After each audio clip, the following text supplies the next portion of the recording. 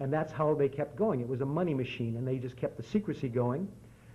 And once I found out that, I knew that not only did I have to get out of Scientology, but we had to move from Clearwater, at least from downtown Clearwater, where we were constantly surrounded by people who could be putting us under surveillance. And we weren't sophisticated. We wouldn't have been able to tell if they were doing that. So we wrote a letter to the mayor. At the time, it was Mayor Garvey, and asked what she thought we could do. And the only thing that she could say was that, well, you got to move to the countryside area. That was the best she had to offer. Because basically, I felt at that time the city had given up. Scientology had really taken over. We ended up moving to Tampa so that my employees who were nervous would be safe. But I just couldn't turn my back on Clearwater. I had lived here for 7, 8 years. I liked the community. I thought it was a nice town. The local people were nice folks. So I felt we had to do something for Clearwater. And then we were approached by the Lisa McPherson Trust, and that really provided us an opportunity to do something for the town. The first thing that we did was go help find space in downtown for the Lisa McPherson Trust. We went to a number of office buildings, all of which had space available, including the Sun Trust building, the Clearwater Towers, the Barnett Bank building, now I guess the Nations Bank building downtown, the AmSouth building. All those buildings had space, but as soon as we announced that we were the Lisa McPherson Trust and that we had an interest to tell the truth about Scientology, suddenly those spaces just disappeared. They all dried up. There was no space available. And I could see that the town was in fear. And then I began to see why the town was in fear. As we rode around with Stacy Brooks, who was a member of the Lisa McPherson Trust and an activist on this subject for a number of years, I noticed people were tailing us, and that they had put as many as 5 private investigators on us just because she was with us. A couple days later, she came to visit us over in Tampa, and Patricia and I were having lunch in the restaurant right behind my office when suddenly Patricia noticed that there was a private investigator right there casing Stacy as Stacy walked in the door. Patricia pointed at the guy, and the guy ran out of the building, basically, and we ran down the street and photographed him. We called the Tampa police and found out that that was indeed an offense, that they were harassing her and us, but that there was probably nothing we could do about it unless we caught them on a regular basis. So I could understand the fear that people in Clearwater have. When I lived here, I saw none of that as a Scientologist. And you should know that the people who are the wealthy contributors to Scientology are basically good folks. They don't know anything about what's going on, and they are kept in isolation as much as possible.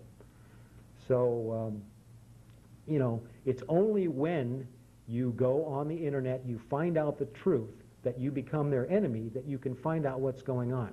I think in closing, the opportunity that we have here is to support the Lisa McPherson Trust, because that organization is going to be the force that people can get behind so they won't be afraid anymore. I think that as a member of that, I can say that we'll stand up. We'll stand up for Clearwater. And we're not going to allow that sort of harassment, and we're not going to allow that sort of destruction of individual liberty anymore. Because this town's going to change. This town's going to go back to being what it was before they came, which is a part of the United States of America. Thank you very much.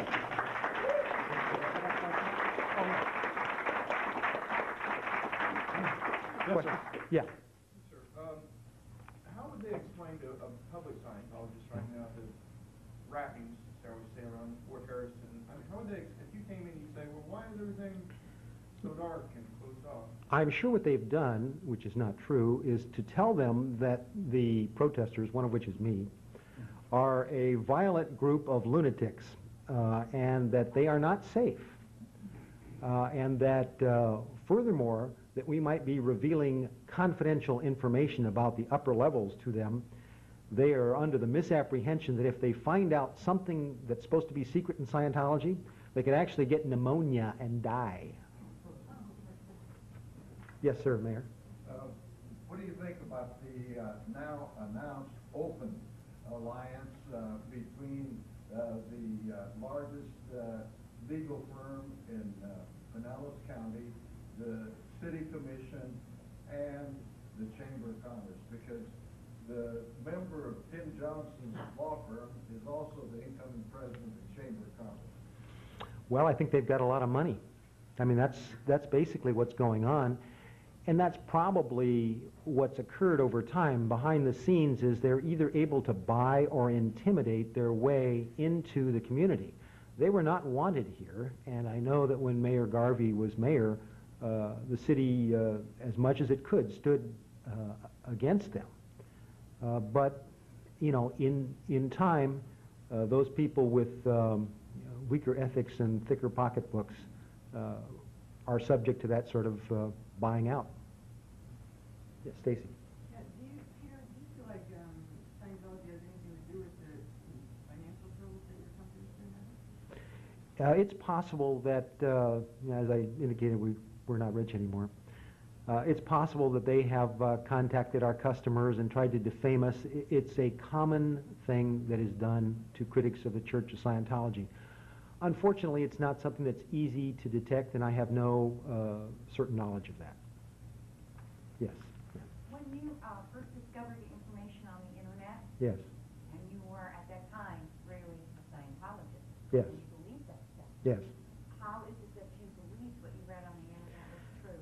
Because I saw actual court documents. When I saw L. Ron Hubbard's VA file listed on the internet indicating that he was trying to get a disability pension when he wasn't hurt at all in combat, and I compared that with their story about how he was crippled and blinded from war injuries. I mean, you see the documents, it tells you the truth. Is your ex-wife still in? Yes, she is a dedicated Scientology person to this day. I'm sorry to hear that. Yeah, me too. Ed. What would be your general approach to how we would reach people like you see, people whose minds toward Scientology, to make the information penetrate into their heads? Actually, the first thing to do, because people are quite dedicated, and maybe Mr. Hassan knows why they're quite dedicated. Probably they might be somewhat dedicated against their will, their best interest, rather. But they're quite dedicated to Scientology. However, what is happening with the current management of Scientology is, as Jerry said, they're changing Scientology probably on an almost daily basis. So if anyone really pointed out the fact that the current management has changed the supposed sacred scriptures of L. Ron Hubbard, I think that that would get the first interest. They could begin to see that it really wasn't what they thought it was. It's a gradual thing coming out of a cult. You can't just hit people with the total truth right away, you know, and everybody has a different button. One more, please. Yes, ma'am. Approximately how much money would you estimate that you saved out of Scientology during your... Oh, I don't have to estimate, ma'am. I know it was $1 million. $1 million? Yes, ma'am. Ah.